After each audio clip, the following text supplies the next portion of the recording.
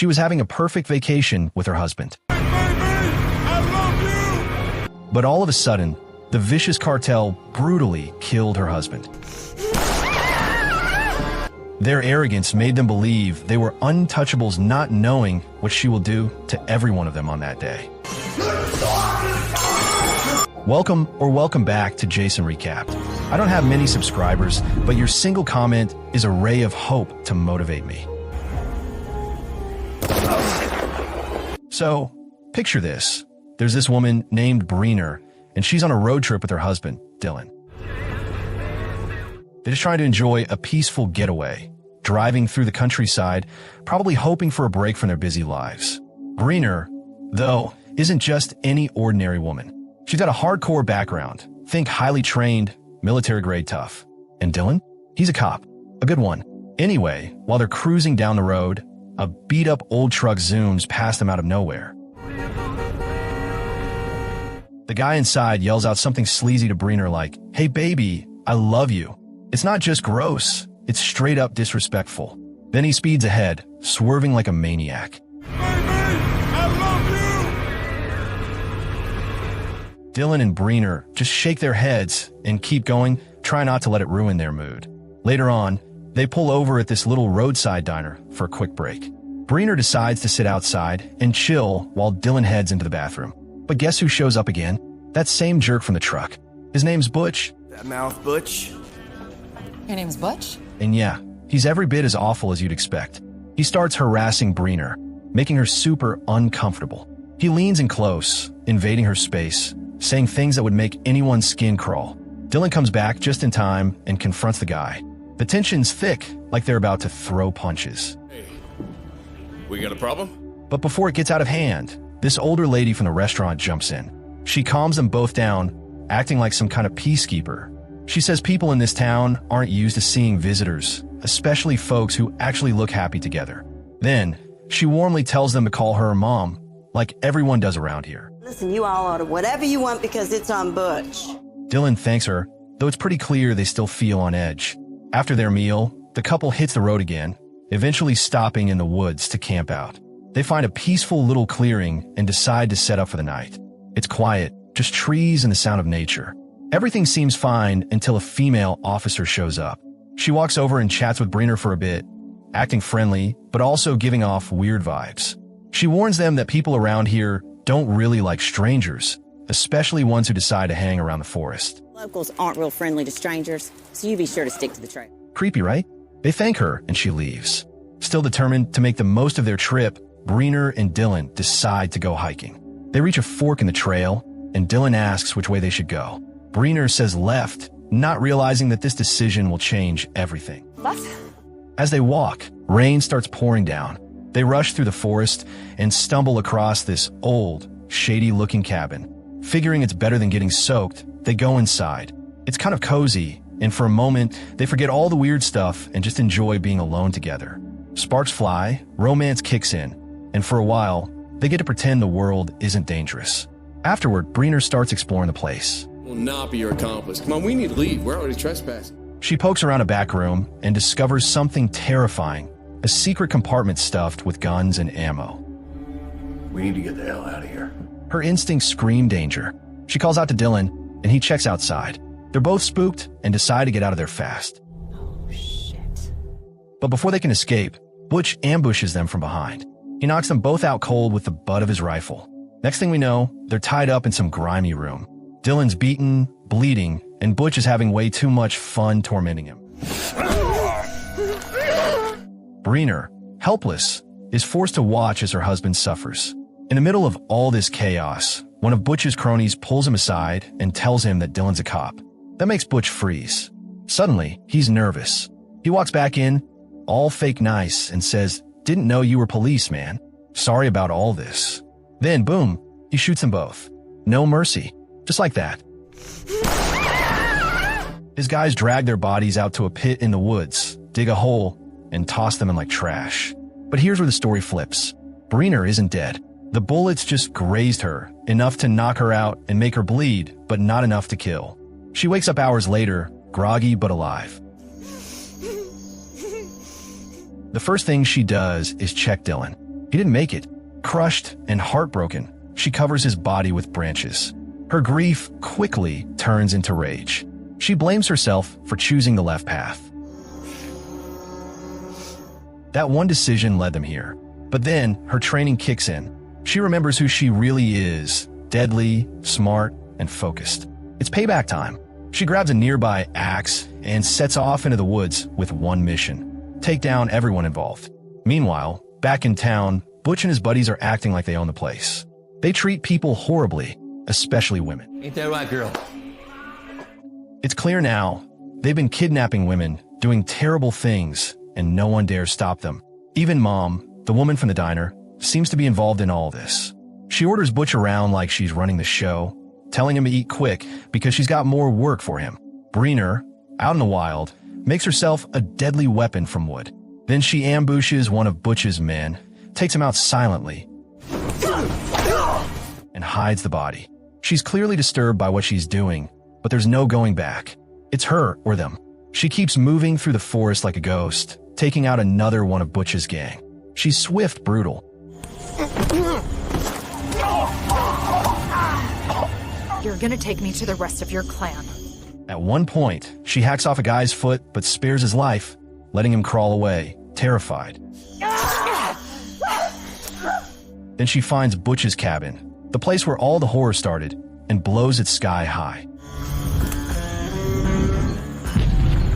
The explosion is massive, lighting up the forest. That's when a new character shows up, Sheriff Hobbs. He hears the blast and grabs his gun, confused and alarmed. Butch and Mom also see the smoke. Butch freaks out a little, See what those two idiots are up to? Yes, Mom. realizing something's very wrong. Mom, clearly the brains behind this twisted operation, tells him to go check it out. On his way into the woods, Butch finds one of his guys barely clinging to life, With that bitch, she's still alive. mumbling about Breener. He throws in the back of the truck and hurries back to town. But guess what? Breener's already hiding in the back of that same truck, waiting for her next move. Back at their creepy little base, Butch breaks the news to Mom. We'll see what you can find out about this girl. Some of their people are dead. She's furious, slaps him, blames him for everything, and demands he clean up the mess. Turns out, Mom's more dangerous than she looks. She's got a whole network of shady people working for her, including some tech nerds who could dig up info on anyone. She orders one of them to run a background check on Breener, completely unaware that the woman she tried to kill is already tearing their world apart. The guy stares up at her, confused and panicked. Meanwhile, the woman everyone calls Mom is finding out something that knocks her off balance. This woman she's after, Breener, isn't some random girl. She used to be in the military, trained like a pro, and now Mom realizes she's messed with the wrong person. Out in the woods, Sheriff Hobbs is wandering around when he stumbles upon one of Butch's guys, now lying dead in the dirt. Not wasting time, he grabs his radio and gets in touch with his team, letting them know he's found a body. Back in the forest, Breener's not just hiding. She's busy turning the place into a trap zone. She's setting up snares and surprise attacks all over the place, getting ready for anyone who might come looking for her. Soon enough, Hobbs' team arrives at the same spot where he found the body.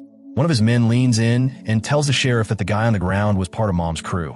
Then he drops another bomb. Apparently, this whole chunk of forest is Mom's territory. She basically runs the show out here. The people in town don't just call her Mom as a nickname. She practically owns everything, and nothing happens without her say-so. Curious and suspicious, the sheriff says he wants to meet this mom face to face. Back at Mom's little hideaway, a young woman working in the control center lets her know that Sheriff Hobbs is coming to see her. But there's a twist. This woman is actually working for Mom too. She's just another person in Mom's pocket, feeding her information. The sheriff rolls up with a couple of his guys and sits down with Mom.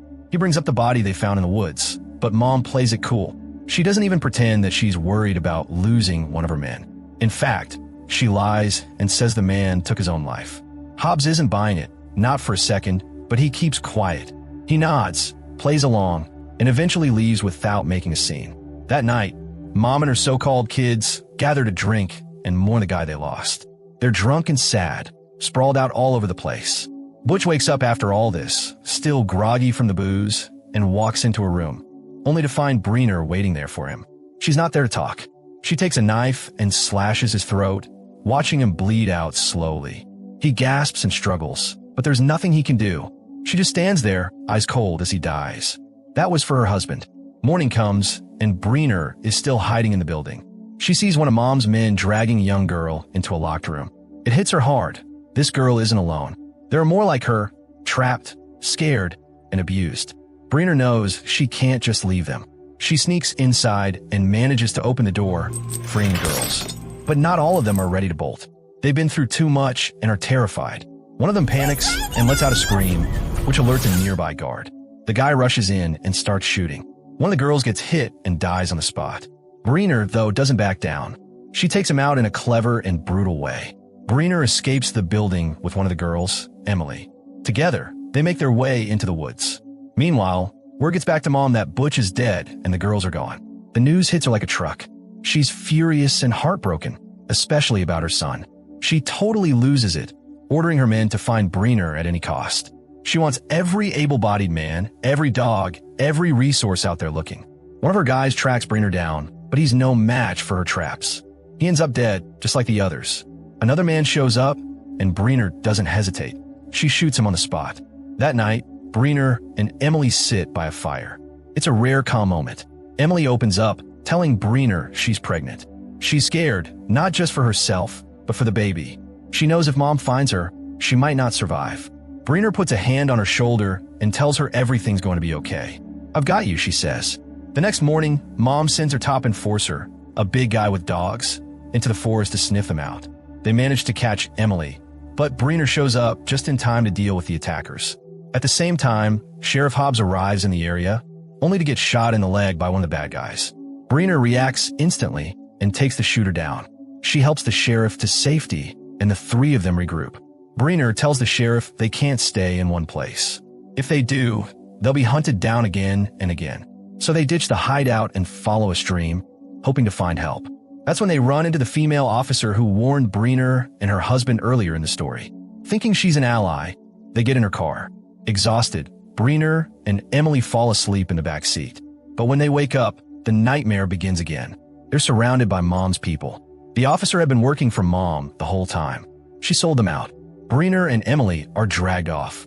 Emily confesses she's pregnant with Butch's baby, hoping to save herself. Mom doesn't seem to care. She sends Emily to a different room and prepares Breener for torture. Later, Emily shows up with food, but she's not there to serve lunch. She takes down the guard and frees Breener. Breener, now full of rage and purpose, storms into the main room, where Mom's gang is gathered.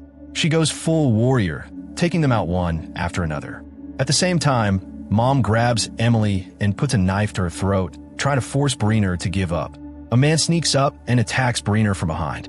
While she's distracted, Mom slashes Emily's throat and runs off. Breener finishes off the attacker, but by the time she gets to Emily, it's too late. The girl is already gone. 3 months later, Mom is sitting in a peaceful garden, trying to move on. She gets a mysterious message, Judgment Day.